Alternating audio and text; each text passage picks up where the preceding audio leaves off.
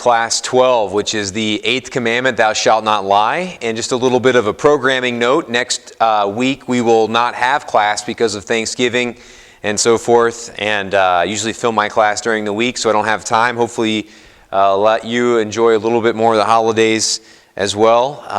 And so we'll pick up again the week after Thanksgiving once we are in Advent. So we're talking about chapter 12 today, about lying, the 8th commandment, thou shalt not lie. And again, I think the thing to take away from all these talks is that it's more than just the actual word in the commandment. So it's more than, there's other ways to steal besides going and taking, robbing a bank. There's more ways to lie than simply just, kind of the traditional sense of lying, although that's wrong too. But we're going to look at God is truth and how lying is an offense against truth. It's a violation of truth. It's anything that's contrary to the truth. And it's really important because God is the truth. This isn't just like a nice platitude like, oh, God tells the truth. No, God says over and over again that God, I am the truth. And I put up here, as in mathematics, as in God equals truth. They are the same thing. So everything that is in God is true. And so anything that violates the truth, anything that is a lie in that sense, then is contrary to God, is opposite of God. And we'll get into that a little bit more.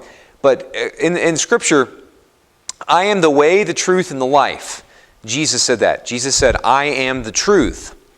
Not I tell truths. He says, I am the truth. I am truth in a body. That is the essence of who Christ is the truth. And a question I think for us to ponder about this, to help us understand what I'm trying to say here is, has God ever lied? Has God ever lied? That's a really super important question for us to think about. And that came to me in prayer several years ago. And I realized, God has never lied, ever. Not to me. I've never heard anyone tell anyone else. I've never heard anyone make the claim ever in history that God said something would happen or God promised something to happen and it didn't happen. God doesn't lie. And so we might be thinking to ourselves, but maybe God does lie. Maybe He's saying, hey, would you do this for me? Or if you do this, you will be happy. When in reality, we're like, well, maybe God doesn't really mean it though. And maybe He's going to let me down, or maybe He's not going to keep His promise. God is truth. What God has said He would do and not, what has God said He would do and not done? What has God spoken but not fulfilled? That's from Numbers in the Old Testament. What has God said He would do and not done? That's an awesome question to ask. Has God ever told you that He would do something for you or promised that He would do something for you and not kept His end of the bargain? And I think that when we start to recognize that God has always told the truth and God is truth, then that makes the importance of lying and with a sin of lying, it shows us how that's such a sin. More truth in the Scriptures. If you continue in my word, you will know the truth, and the truth will set you free. You might have heard that in a movie. That's a famous line, right? The truth will set you free. Jesus said that. Jesus said, if you keep the truth, if you continue with me, you will be true, and my truth will set you free. We all want to be set free. We all want to experience freedom in our life. Jesus is saying, trust me, if you live in the truth, if you are truth with me, you will be set free. Another quote, put away falsehood, let everyone speak truth to his neighbor, for we are members of one another. That's St. Paul in Ephesians. Put away falsehood. Get rid of it. Anything that's false, anything that's not true, have nothing to do with it, get rid of it all. And we are all members of one another. We all belong to each other. Tell the truth to your neighbor. Let everyone speak truth. So truth then is, in a sense, we speak about it in the Catholic Church as being a virtue, which means, as you may recall when I was doing push-ups in class and all those other sorts of things, right? When we say that truth is a virtue, what that means is truth gets easier the more we do it. The more we tell the truth, the easier it gets to continue to tell the truth. However, of course, we also know on the negative side, it also gets easier the more you lie. The more you lie, the easier it gets to just keep telling those lies. I remember there's people that are called pathological liars. They've gotten so used to lying that that's what they do. And it is chaotic when you're talking to someone who's a pathological liar. When you know they're just so used to it. I remember being around some people in college who were that way, who literally their stories were always changing and you never knew. They'd look you in the eye and promise you something. you can't base anything off of that. That's not real. Truth, though, in the same way, in the opposite way, is a virtue too. If you practice telling the truth, although it's hard at first, and it's always hard in a sense, but it gets easier to keep telling the truth. I don't think very much anymore. I don't struggle very much with telling the truth, whereas I probably did when I was younger. When you get used to it and you keep living in that way and striving for that, it gets easier and easier to keep telling the truth. Truth is so important because it is the foundation of a just society. Trustworthy communication is vital to all human relationships, whether it's between two people, a group of people, or a society. It has to be founded, that society, that relationship, that group of people, those two people, that has to be founded on truth. Because as soon as you aren't telling the truth, as soon as there's lies that enter into that, then immediately those bonds start to break. And you can't have a society that's actually going to be stable if it's being founded on lies. It will crumble eventually. It has to be founded on the bedrock of truth. And so you might have relationships with your friends at school. You might be in your family. All those relationships, they have to be founded on truth. As soon as one lie enters into a marriage, as soon as one lie enters into a relationship between two friends, one lie starts to enter into a society or a group of people or a family, things start to go wrong. Things start to fall apart. It's just the nature of things because there's such a trust that's needed in order to place my life in your hands, and to some extent as a friend, as a family member, as a fellow society member. I'm placing my trust in you. I'm placing my life in your hands in some ways. Then when that's founded, though, on something that's not true, when lies get in there, it just corrodes. It's like water that's kind of dripping on stuff, and it eventually just corrodes, and it gets in and it rusts everything out, and it just spoils everything. So we have to make sure that our relationships are founded on truth. Christ is saying, hey, be truthful, not just because He wants us to be truthful or because He's truth, but He's also saying, look, if you don't live according to this will destroy everything else that you have in your life. This will destroy your relationships and everything. So Christ is saying it for our own sake too. He's saying, live in the truth, be a people of the truth. This is a great quote from our textbook. Truth in speech, writing, or any other form of communication is what makes trusting human interactions possible. You and I can't even have a conversation if I think that you're lying or you think that I'm lying. Then we can't actually enter into any sort of actual honest conversation. So we have to make sure that's why truth is so important for us. Christ is saying that. He's saying, hey, look, this is for your good and you need to live this way. Truth is a key foundation to healthy relationships and societies, which is what I've just been saying. That's why the devil attacks truth. The devil, it says, and Jesus actually says this in John's Gospel, Satan is a liar and the father of lies. That's a strong statement. Satan is the father of lies. Satan wants to erode every foundational relationship that you have. Satan wants to erode the family. He wants to see our society crumble. He wants to see the world rip itself apart. He doesn't want there to be any real society. He doesn't want there to be families. He doesn't want you to be in any real, sustaining, life-giving relationships. So because of that, the lies, that Satan is the source of lies. If Christ is the truth, then the devil, everything about the devil is a lie. Everything that he says, everything that he promises, everything that he exists around is a lie. Everything that he's telling us, everything that he's whispering to you in your ear about what will make you happy, all those sorts of things, it's all a lie. Everything that the devil has is a lie because Christ is truth and they're opposites of each other. So let's look then at a couple of the ways that the devil tries to entice us to sin. The couple of ways that we can sin against the truth. One of them, of course, the most obvious one is just flat out telling a lie. That doesn't need much explaining. But we also have things we call, one of the other sins we call detraction or gossip. You might have heard your grandmother talking about detraction. It's an older Catholic word, but it basically means gossip. Revealing negative things about someone to a person who has no need to know. So you know dirt on somebody and you go tell other people about it, even though those other people don't need to know. You just feel like telling them, right? Now there are times where someone has done something wrong or there is something that's going on and I do need to go tell someone who's responsible, who can help this person get help, or whatever it might be. I might need to tell someone something, but here we're talking about just going out and telling other people that don't need to know. something that's wrong with a person, a defect, some kind of personality issue, whatever it might be. Another old Catholic word, calumny. Another word for that is slander. Telling of lies that harm another's reputation. So this is where you seek to injure someone's reputation by you lying, by you making something up. Duplicity. I know especially for teenagers, we see people that, maybe when we're in that age, we see that more. We spot that more readily. A duplicity is a person who's two-faced. And I've always told people when I was teaching high school, I said teenagers have the ability to spot a duplicitous person, somebody is two-faced, says one thing here, turns around and says something else over here. You guys have a great ability to spot that in other people. But you see that maybe in your school, maybe in adults, etc.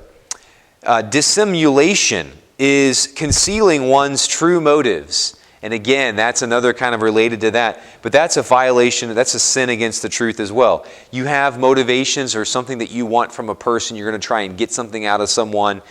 You want them to do a favor for you. But you don't tell them that. You try to get them to do it another way or any other way where you're basically not letting someone know what your real motives are for doing something. That's a sin against truth and is a lie.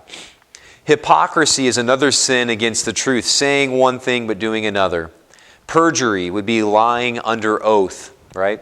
Rash judgment, arriving at a negative conclusion without sufficient evidence. So I decide in my head before I investigate the truth of the matter, I just assume something about this situation and I judge the person involved or I judge the situation. Basically usually the person, right? So rash judgment is a sin against the truth.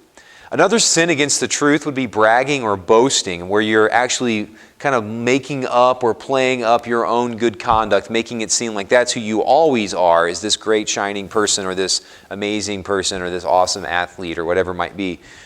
Making it seem like, and social media kind of allows this to be a temptation for us to, pretend, hey, this is who I always am, I'm always happy, or I'm always this, or I'm always that. When in reality, we're not also being honest about some of the times where we don't feel that way or we're not as good as we should be or whatever it might be. So I think social media is a good thing, obviously, but we do have to be aware of, am I boasting? Am I bragging? Am I trying to convey something about myself that's not really the full picture of who I am? Mockery is another sin against the truth. Mockery would be deriding or ridiculing another person.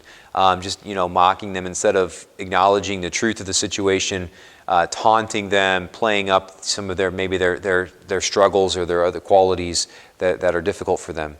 Revealing secrets is another sin against the truth. Now, we need to talk about that. Revealing secrets, again, like I said, there can be situations where that's appropriate. First of all, of course, I don't ever reveal a secret in the confessional. I wanted to talk a little bit about this. You will never be able to think of a scenario whereby a priest would ever be able to reveal anything heard in a confessional. It's really important, we talk about revealing secrets. Sometimes I do need to go tell someone something if I know that, I'm saying not me, but I'm saying, you as a young person, or, sometimes we learn information and we have to share it. We have to be responsible. My friend's committing suicide or thinking about it. Those kinds of things have to be told. Somebody's struggling with a mental illness or depression, or someone's getting ready to do harm, all those sorts of things. But that's you or anyone else. But I want to step back and recognize and talk for just a second about the sacrament of confession and let you know none of those things apply to a priest in the sacrament of confession. There is never a situation, never a scenario where I, as a priest, will ever be able to reveal anything ever heard in a confessional, no matter what it is. And I think a lot of times people think that they can think of a scenario where that's the case. You can't. There is no scenario where I am able to reveal anything that I hear in the confessional to anyone else ever. I can't even look at you differently based on information that I learned from the confessional. So if you tell me something about yourself and then I look at you differently or I treat you differently, even if I don't go out and tell everyone, if I just start to walk around, I'm like, oh, there's the weirdo that confessed that, or anything at all where I act differently, even if someone was killed, is threatened to be killed, etc. If a priest breaks the seal of confession, he is instantly banned from acting in any way as a priest. I am immediately removed of my faculties. I am no longer able to practice my priesthood, and in fact am in many ways kicked out of the Catholic Church in general. I want you to know that. That's very important, because as again, there are situations where adults and you have to reveal. So revealing secrets just for the fun of it is a sin, okay? Now, there are times, again, where you need to do that, where you have to share that with a responsible person. But I also want to make sure that you know that in the confessional, none of that applies. I can never share anything that's ever heard that I hear in the confessional, even if someone says, I'm going to go blow something up, even if someone says, Father, I'm going to kill you tomorrow, even if someone says, Father, I'm going to kill your family, or I'm going to kill someone else. It doesn't matter. None of that stuff I can ever reveal to anyone. I keep that in the confession, and that's the power of the sacrament is very strong there. So I'm sure we'll talk about the sacrament more of confession as other classes, but just wanted to make sure we get that across. A couple of questions that I'd like you to answer then today, and then we'll end with this. So it's kind of a shorter class today. What is a quote from the Bible about truth that you like? So we've had some different quotes in there earlier in the class. What's a quote from the Bible about truth that you happen to like? Maybe it was a different one. Maybe there's another one that you like out there. What has God ever lied to you? Second question. Has God ever lied to you? Has God ever lied to you? I just want you to think about that for a second. The third question. What is a scenario where a priest could break the seal of the confessional? Number 3. What is a scenario where a priest could break the seal of the confessional? And then number 4. Why is truth so important for society? Why is truth so important for society? Again, a really short class today, but on a very important topic, and it's something that I know, again, a lot of you deal with, people telling lies or people telling the truth. We need to be people of the truth. We need to be people who are like our Savior, who are truthful in all things. And so I hope and pray that something in here was helpful for you, maybe one of the scripture passages or whatever. Then the final thing, really quickly, I just want to end with this. When we do lie, we need to make reparation. Sometimes sorry isn't enough, and I need to admit my lies. And in fact, a lot of times people will tell me, when I went back and admitted my lies to my family or my friends, there was actually a lot of freedom that came from that. A burden was lifted off of me. If the injury requires, I should also make reparation publicly. So if you spread gossip at your school about somebody, you would also then not only apologize to that person, you would need to make reparation to the whole school in the sense of saying, hey, you need to tell everybody, hey, I lied about that. We need to really make right any lies that we tell. We need to do everything that we can to repair the damage. And sometimes, though, we can't repair the damage. That's what's really important is finally to know. It is often difficult and perhaps impossible to reverse the damage done through lying. That's how damaging lying is, right? And that's what's so great about the truth. Lying that causes damage that might even remain, forever until we get to heaven, because it's just sometimes we just can't undo some of the damage that we've done. We can be forgiven of it, and we can forgive others, and they can forgive us. But if I lied to my mom in a certain way, or my dad, or if I had children, if my child lied to me, it might not be able to be repaired. I would love them still and forgive them. Or if I lied to a spouse, if I was married, if I lied to my spouse, I might not be able to undo that. So, really important thing: make reparation for your sins, for particularly lying. Fix that wound that's there, and that'd be a great note to end on. So I hope you're doing well, and I hope you have a blessed Thanksgiving next week, and we'll see you back with a class in another 2 weeks. Some of you might want to use this as an opportunity to get caught up on some of the other classes that you've missed if you haven't been handing in your homework. We'll email out those grade sheets here really soon. So as always, know of my prayers for you. Let me know if I can do anything for you, and have a great week. God bless.